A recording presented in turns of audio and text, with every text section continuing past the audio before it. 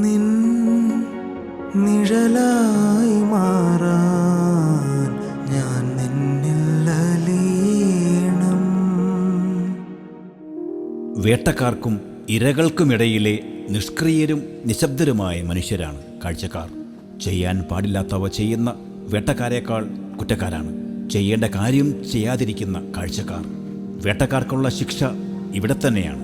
എന്നാൽ കാഴ്ചക്കാർക്കുള്ള ശിക്ഷ അധികവും ലഭിക്കുന്നത് അന്ത്യവിധിയിലായിരിക്കും.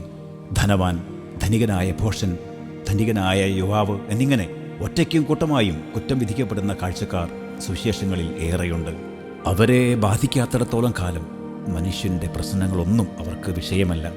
മനുഷ്യൻ്റെ മുറിവും ക്ഷതങ്ങളും വേദനയും ദൈവത്തിൻ്റെ തന്നെയാണെന്ന തിരിച്ചറിവും മനുഷ്യർക്ക് വേണ്ടി ചെയ്ത സൽപ്രവൃത്തികൾ ദൈവത്തിന് വേണ്ടി തന്നെയാണെന്ന ഉൾക്കാഴ്ചയും സ്വന്തമാക്കുവാനുള്ള പരിശീലന കാലമാണ് നോമ്പുകാലം.